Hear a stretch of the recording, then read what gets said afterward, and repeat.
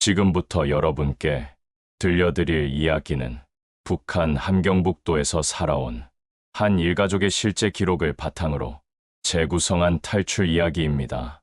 평범하게 살아가던 가족은 어느 날 보위부의 감시망에 걸리면서 삶 전체가 뒤흔들리기 시작했습니다. 굶주림은 일상이었고 숨 쉬는 것조차 허락받아야 했던 땅, 그리고 김정은 정권 아래에서 벌어지는 말하기조차 두려운 일들. 그들은 결국 선택합니다. 오늘을 살아남기 위해, 그리고 아이들을 지키기 위해 모든 걸 버리고 국경을 건너겠다고 하지만 이탈은 곧 반역, 발각되는 순간 가족 모두가 사라질 수 있는 가장 위험한 선택이었습니다. 오늘 이야기에는 국경에서 벌어진 극적인 장면들, 중국 땅에서 마주한 예기치 못한 공포, 그리고 국정원 조사실에서 밝혀진 충격적인 진실까지 담겨 있습니다. 이 영상은 단순한 탈출 스토리가 아닙니다. 살기 위해 도망쳐야 했던 한 가족의 마지막 사투입니다. 지금부터 그날의 기록을 시작합니다. 함경북도 외진 산악지대에 자리한 작은 탄광 마을은 외부 세계와 단절된 채 오직 석탄 생산이라는 국가적 목표 아래 움직이고 있었습니다. 아버지 철수는 이곳에서 권양기 운반 기계를 수리하는 숙련 기술자였습니다. 과거에는 기술자에 대한 대우가 나쁘지 않았으나 2010년대 후반 김정은 시대에 접어들면서 상황은 급전직하였습니다. 국가 경제 시스템이 붕괴하면서 배급은 단순한 부족을 넘어 단절의 수준에 이르렀습니다. 철수의 임무는 탄광의 심장을 뛰게 하는 것이었습니다. 그러나 기계가 고장나 멈추는 날이면 철수 가족에게 돌아오는 것은 옥수수 가루가 아니라 싸늘한 공포였습니다. 석탄 생산 중단은 곧 당에 대한 불충으로 간주되었고 가족 전체의 식량, 배급은 예고 없이 완전히 끊기곤 했습니다. 빈곤은 이제 선택의 문제가 아니라 직접적인 생존 위협이 되고 있었습니다. 기계는 고칠 수 있어도 이 땅에 고장난 배급 시스템은 고칠 수가 없었습니다. 철수의 아내 영희는 텅 빈 쌀독을 바라보며 매일 밤 아이들의 배를 만져보았습니다.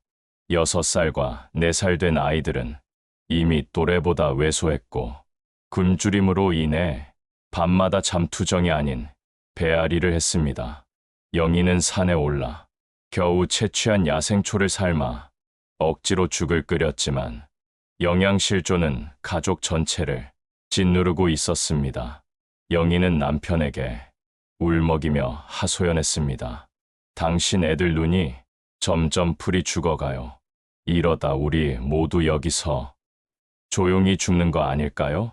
2018년 겨울, 북한 정권은 내부 결속을 다진다는 명분으로 반동분자 척결 및 사상학습 강화 운동을 대대적으로 펼쳤습니다. 이는 곧 국가보위성의 권한이 무제한적으로 강화되었음을 의미했습니다. 보위부 감시원들은 이전처럼 단순히 감시만 하는 존재가 아니었습니다. 그들은 철저한 마을 담당제를 운영하며 주민들의 사생활 깊숙이 침투했습니다. 불시 검열은 일상화되어 한밤중에 문을 박차고 들어와 집 안의 모든 물건을 뒤졌습니다. 그들이 가장 중점적으로 살핀 것은 외부 정보 유입의 흔적이었습니다. 중국에서 몰래 들여온 라디오나 USB 드라이브, 남조선식 머리 모양이나 옷차림의 흔적만 발견되어도 그 자리에서 끌려가는 일이 다반사였습니다. 마을 전체에는 공포의 분위기가 팽배했습니다. 이웃 간에는 밀고를 잘하는 것이 생존이라는 비공식적인 규칙이 생겨났습니다. 누구든 자신만 살기 위해 옆집의 사소한 불평이나 의심스러운 행동을 보위부에 알렸습니다. 이러한 상호 감시는 철수 가족을 포함한 모든 주민을 숨 막히는 감옥 속에 가둔 것과 다름없었습니다. 철수는 탄광에서 동료들과 사적인 대화조차 나누지 않게 되었고, 입을 닫고 고개만 숙이는 것이 습관이 되어 갔습니다. 극심한 생활고를 해결하고자 철수는 밤이 되면 암시장에서 몰래 부품을 구해 탄광 외의 개인적인 수리 일을 하며 옥수수 가루를 벌었습니다. 어느 날 탄광 기계가 멈추쳐 생계가 막막해진 중년 남성 동료 한 명이 철수에게 간절히 도움을 요청했습니다. 그는 병든 아내를 위해 급하게 약을 구해야 했고, 당장 기계를 고쳐 품삯을 받아야 하는 절박한 처지였습니다. 철수는 남을 돕는 행위가 당의 질서를 어지럽히는 행위로 해석될 수 있다는 위험을 잘 알고 있었습니다. 그럼에도 동료의 간절함을 보고는 차마 외면할 수 없었습니다. 그는 새벽녘 다른 사람의 눈을 피해 몰래 그 동료의 기계를 고쳐주었습니다. 이 작은 선의는 철수 입장에서는 단지 인간적인 도리였지만, 훗날 이 행동이 김정은 정권이 철수 가족을 체포할 구실을 제공했다는 사실을 뒤늦게 깨닫게 되었습니다. 영희는 남편의 어깨를 붙잡고 간절히 말했습니다. 철수야, 우리는 여기서 죽어선 안 돼. 우리 아이들만은 저 끔찍한 세상을 보지 않게 해야 해요. 그날 밤, 철수는 아이들의 마른 몸을 쓰다듬으며 최종적인 결단을 내렸습니다. 더 이상 이 땅에서 살아갈 희망도 자유도 없었습니다. 굶주림, 감시, 그리고 언제 터질지 모르는 정치범, 숙청의 위협, 이 모든 것을 끝내기 위해 그는 가족의 생명을 걸고 국경 이탈이라는 가장 위험한 길을 택하기로 했습니다. 철수는 북한을 벗어나기 위한 첫 단계로 국경, 지대 정보를 수집할 소수의 브로커 접촉을 시도하며 생사를 가르는 도박을 시작했습니다. 탈출 계획을 비밀리에 진행하던 어느 밤, 철수 가족의 집에 닥쳐온 공포는 예고 없이 찾아왔습니다. 칠흑 같은 어둠 속에서 들려온 것은 문을 두드리는 소리가 아니라 문을 부술 듯한 굉음이었습니다. 열어. 국가보위성 소환이다. 늦으면 문을 부순다. 문을 박차고 들어선 것은 검은 제복과 날카로운 눈빛의 보위부 요원 2명이었습니다. 그들의 무표정한 얼굴에서는 어떠한 감정도 읽을 수 없었고 그 자체로 공포였습니다. 그들은 영장 제시도 없이 그저 당에 대한 불충성을 이유로 철수를 거칠게 끌어냈습니다. 영희는 아이들을 끌어안고 떨었지만 감히 저항하거나 비명을 지를 엄두조차 내지 못했습니다. 아이들은 어머니의 품속에서 두려움에 질린 채 울음을 삼켰습니다.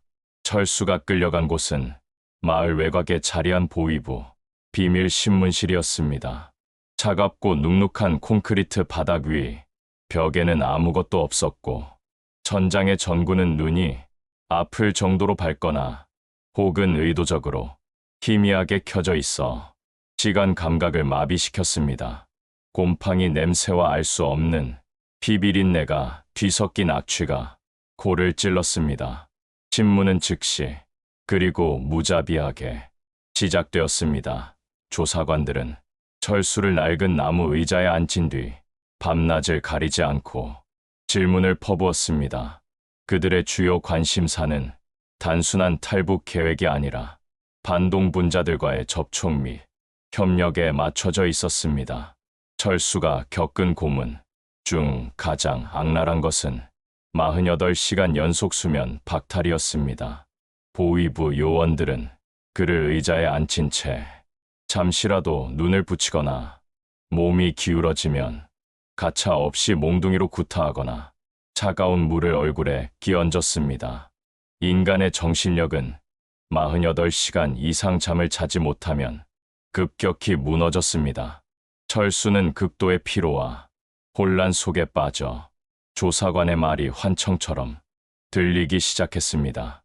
이 상태에서 피의자는 진실 여부와 상관없이 고통에서 벗어나기 위해 조사관이 원하는 자백을 쏟아내기 쉽고 철수 역시 그 한계에 다다르고 있었습니다. 물리적인 고문보다 철수를 더 무너지게 한 것은 가족을 향한 위협이었습니다. 조사관들은 철수의 눈앞에서 아이들의 이름과 영희의 이름을 거론하며 냉소적으로 말했습니다. 내 놈이 끝까지 당해 불충한 진술을 숨긴다면 내 처자식은 15호 관리소에 보내져 평생을 석탄도 못 볼 어둠 속에서 살게 될 것이다. 내 놈의 반역죄는 내 아이들에게까지 이어질 것이다. 북한에서 연좌제는 법적 현실이었기에 이 협박은 철수의 심장을 날카롭게 찔렀습니다. 그는 자신의 고통은 견딜 수 있었지만 사랑하는 가족의 파멸은 상상조차 할 수 없었습니다. 철수는 자신이 아는 선에서 탈북을 시도하려 했던 사실만을 극도로 조심스럽게 진술했고 다른 사람을 연루시키지 않기 위해 필사적으로 입을 다물었습니다.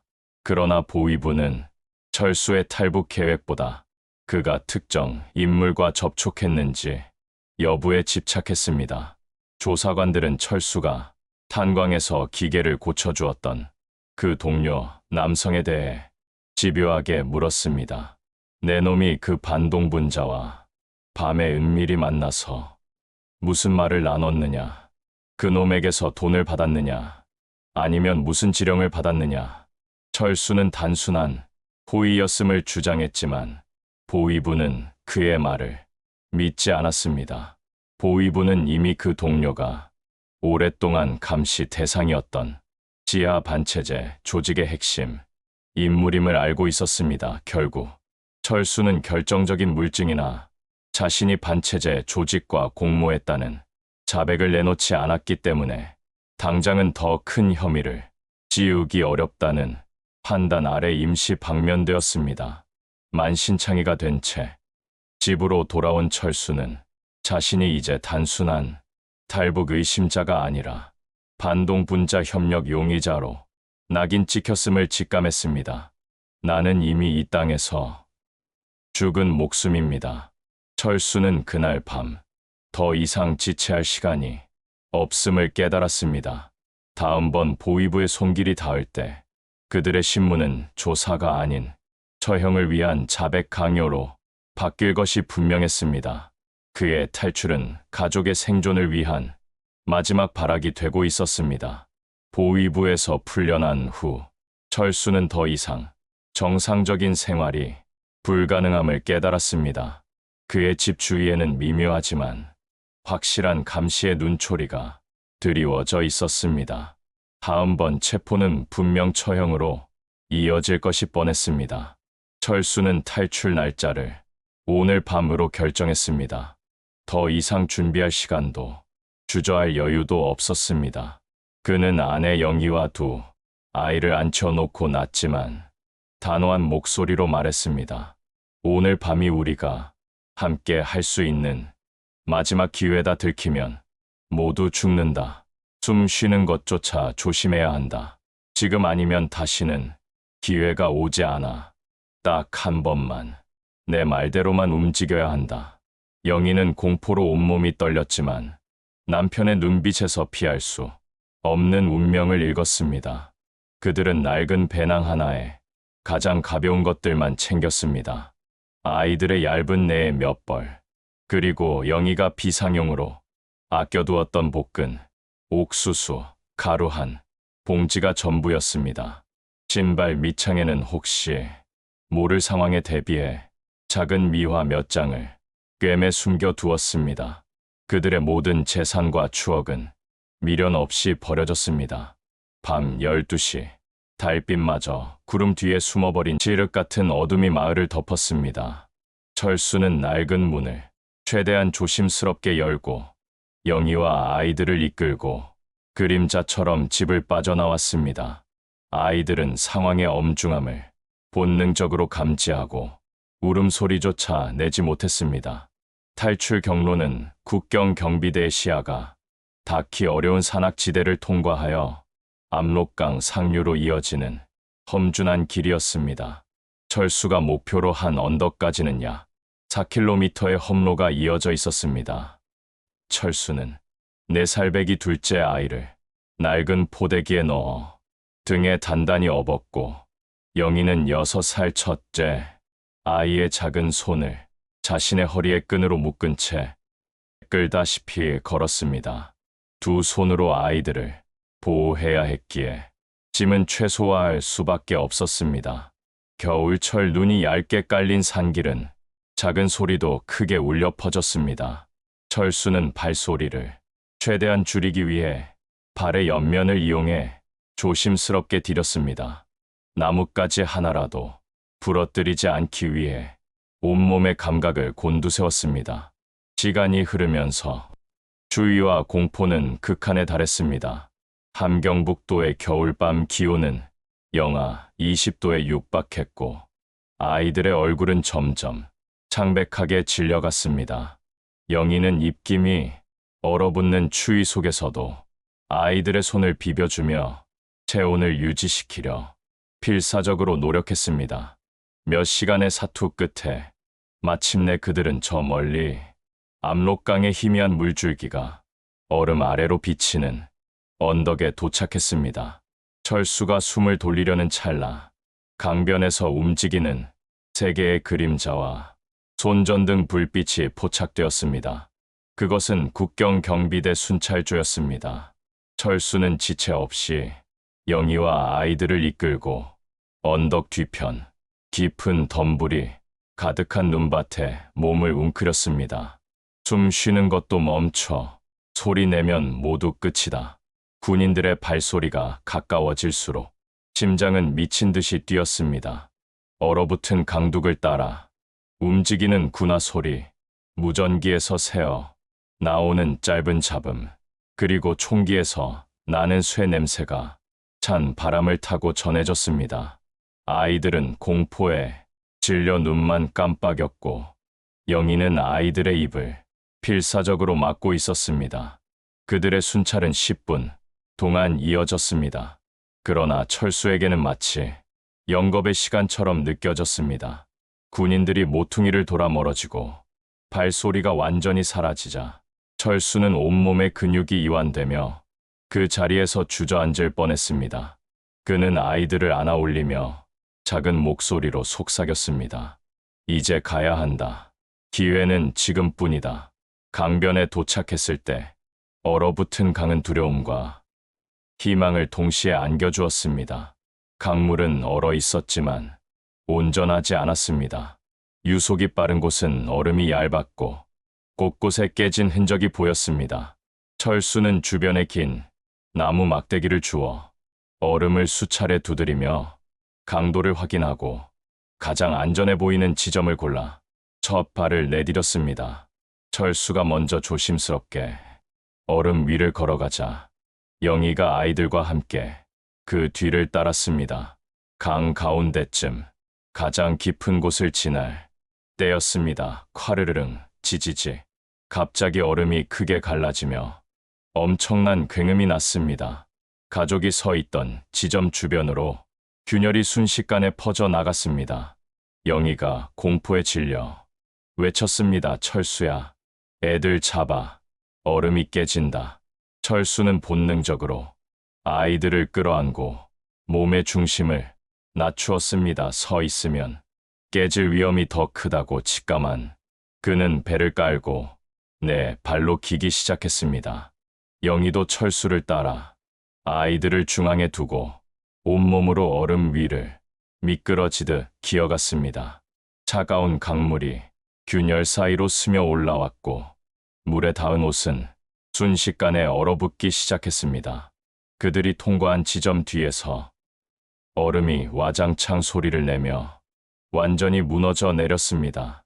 철수 가족은 기적적으로 가장 얇은 구간을 통과했고 필사적인 사투 끝에 마침내 반대편 중구 땅의 강둑에 도달했습니다. 강둑에 주저앉아 안도의 숨을 내쉰 것도 잠시였습니다. 철수는 멀리 강변을 따라 비추는 중국 공안의 순찰차. 불빛을 보았습니다.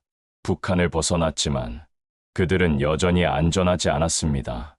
체포되는 순간 북송은 피할 수 없는 운명이었습니다. 철수는 지친 가족을 다시 일으켜 세웠습니다. 그는 떨리는 다리를 억지로 다잡고 주변 덤불 속으로 가족을 이끌어 깊숙이 몸을 숨겼습니다. 철수는 아이들을 품에 안고 밤새도록 추위와 공안의 위협을 견뎌야 했습니다. 그는 비로소 깨달았습니다. 자유를 향한 여정은 압록강을 건너는 것으로 끝나는 것이 아니라 이제 막 시작되었을 뿐이라는 것을. 그들의 몸은 얼어붙어 갔지만 마음속에는 살아야 한다는 단 하나의 의지가 불타오르고 있었습니다. 압록강을 건너 중국 땅에 발을 디뎠지만 철수 가족에게 돌아온 것은 안도가 아닌 새로운 종류의 공포였습니다. 중국 국경지대는 탈북민들에게 전혀 안전한 피난처가 아니었습니다. 중국 공안은 북한과의 탈북민 강제 북송 협약을 철저히 이행하고 있었고, 체포되는 순간 북한으로 돌려보내져 사형이나 정치범 수용 소행을 피하기 어려웠습니다. 강둑 근처 덤불에 몸을 숨긴 채 철수 가족은 이틀 밤을 굶주림과 추위 속에서 떨었습니다. 아이들은 배고픔과 극심한 추위로 인해 미열을 보이기 시작했습니다. 낮에는 공안 순찰차의 엔진 소리와 경고성 사이렌 소리가 숲을 가르며 위협했고, 밤에는 중국인들의 낯선 말소리와 개 짖는 소리가 공포를 더 키웠습니다. 철수는 자신이 계획했던 접선 지점까지 어떻게든 이동해야 했습니다. 그러나 딱 봐도 외지인인 내 가족이 대놓고 이동하는 것은 자살행위나 다름없었습니다. 그들은 오직 밤에만 움직이는 야간 이동 전략을 고수해야만 했습니다. 며칠간의 도피 생활은 가족의 체력을 극한으로 몰아넣었습니다. 볶은 옥수수 가루는 이미 바닥났고, 숲 속에서 겨우 찾아낸 딱딱한 풀뿌리와 얼어붙은 열매 몇 개로 연명해야 했습니다. 영희는 아이들이 배고프다고 보채는 소리를 들을 때마다 가슴이 찢어졌지만 소리가 새어나가지 않도록 아이들의 입을 막아야 했습니다. 철수는 아이들을 번갈아 업고 영희는 남편의 옷자락을 붙잡은 채 산길과 논밭을 가로질러 남쪽으로 걸었습니다. 이들은 북한의 경비대보다 중국 공안의 불심 검문과 밀고자들을 더 두려워했습니다. 주민이 신고하면 보상금을 받는 시스템 때문에 낯선 사람에게 말을 거는 것조차 치명적인 도박이 되고 있었습니다.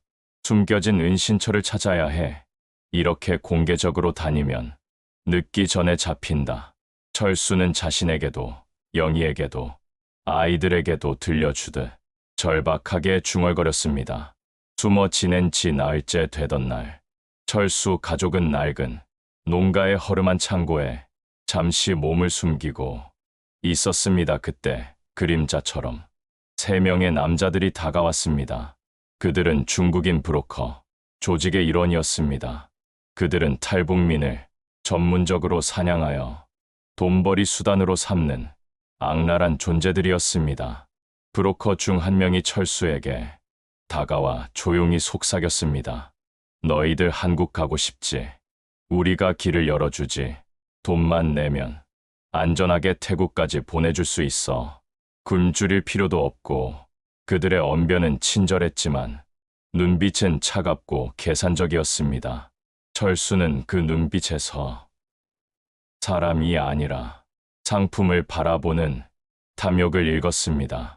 이들에게 잡히면 여성은 강제 결혼 대상으로, 남성은 강제 노동에 팔려가고, 아이들은 생이별하여 고아원으로 보내지거나 알려지지 않은 곳으로 사라지는 경우가 허다하다는 사실을 그는 알고 있었습니다. 철수는 순간적으로 판단을 내렸습니다. 그는 품속에 숨겨두었던 마지막 비상미화며 장을 꺼내 보여주며 시간을 벌려 했습니다. 가족 모두를 보내려면 돈이 더 필요합니다.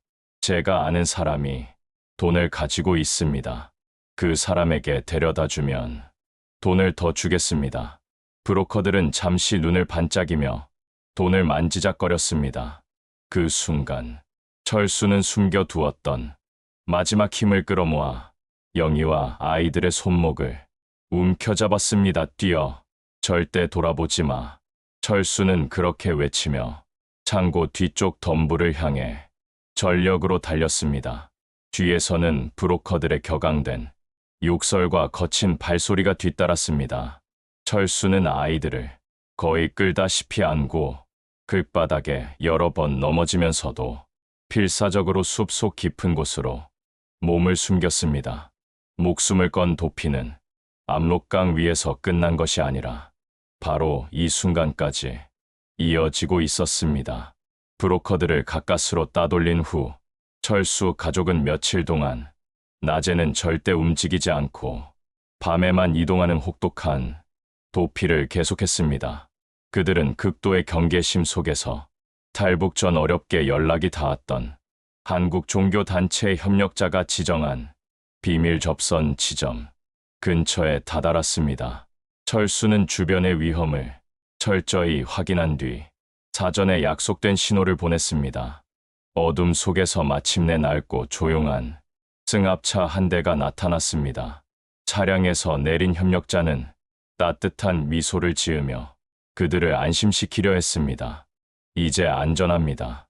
한국 대사관 루트로 이동을 시작하겠습니다. 협력자는 그들에게 따뜻한 음식과 물, 그리고 갈아입을 옷을 건네주었습니다. 며칠 만에 밥다운 밥을 먹은 아이들은 눈물을 글썽이며 허겁지겁 음식을 먹었습니다.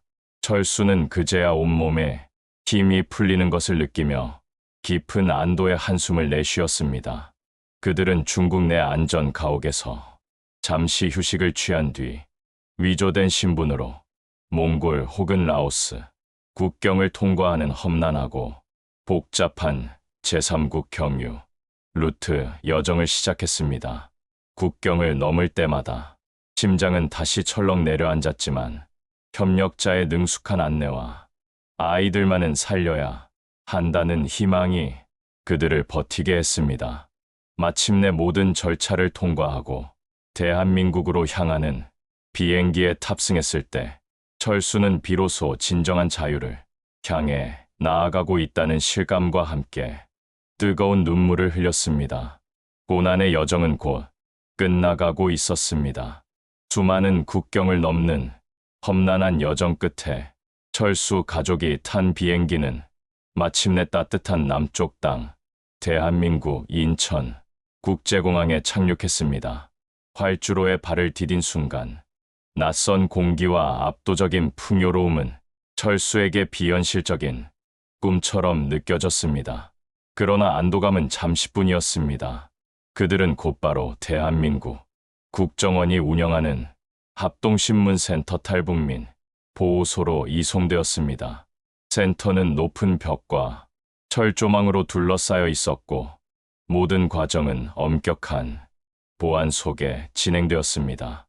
북한의 보위부와는 전혀 다른 분위기였지만 철수는 며칠 전 겪었던 지옥 같은 신문 트라우마 때문에 다시 갇혔다는 사실만으로도 온몸이 경직되었습니다. 영희는 아이들을 끌어안고 불안함을 감추지 못했습니다.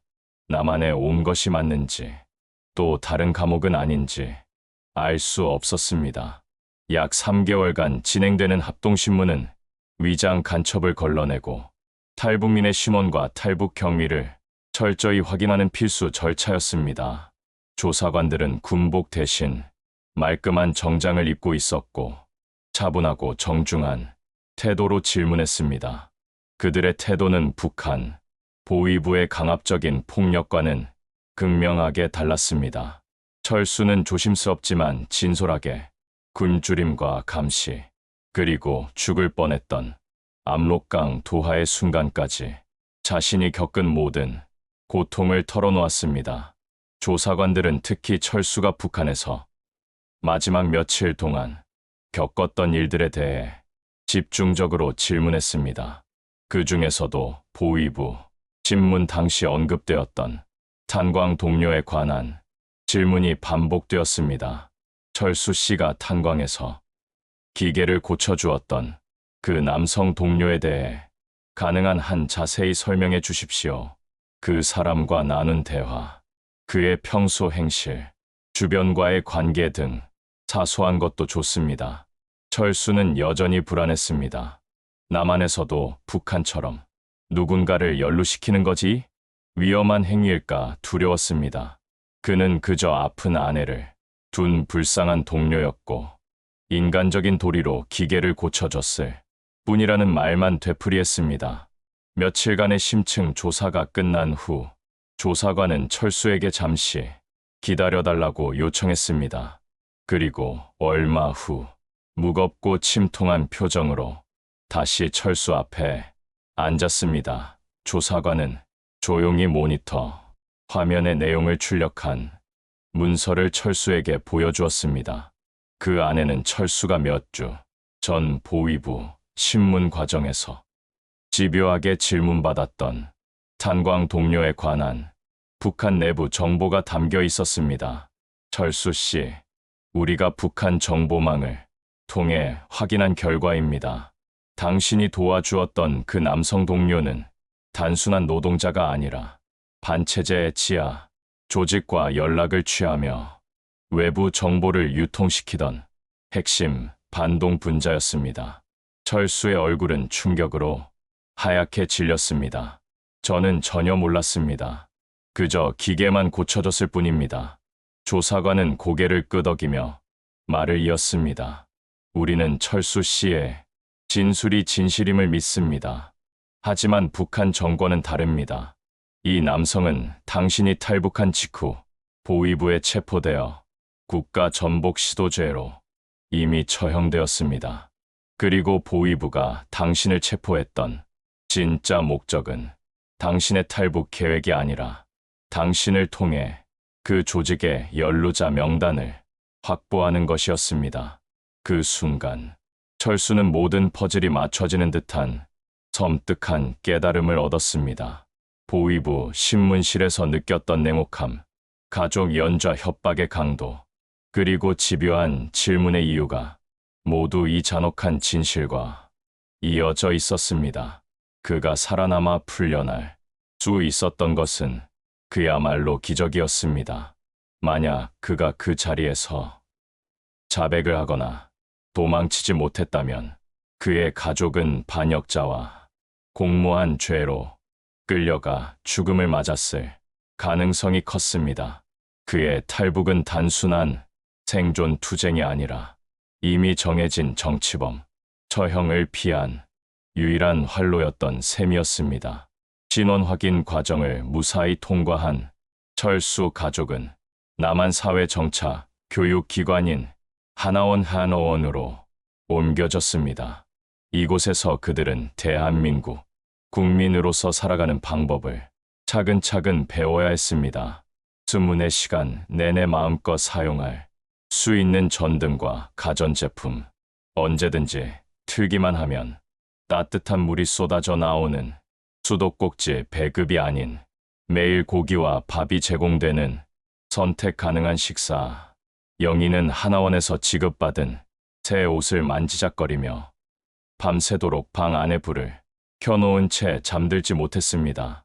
아이들은 학교 교육을 받으며 굶주림 없이 뛰어놀 수 있다는 사실에 다시 활기를 되찾아갔습니다. 철수는 아침마다 태극기를 향해 경례하는 교육을 받으며 김일성 김정일 주의가 아닌 자유민주주의라는 새로운 가치를 배우기 시작했습니다. 모든 것이 낯설고 어려웠지만 그의 마음속에는 아이들을 여기서 키워야 한다는 단 하나의 목표만은 확고하게 자리 잡았습니다. 시간이 흘러 철수 가족은 서울 근교에 위치한 임대 아파트를 배정받고 독립적인 남한 생활을 시작했습니다. 철수는 기술자 경험을 살려 작은 공장에 취직했습니다. 영희는 식당 일을 시작하며 생활비를 보탰습니다.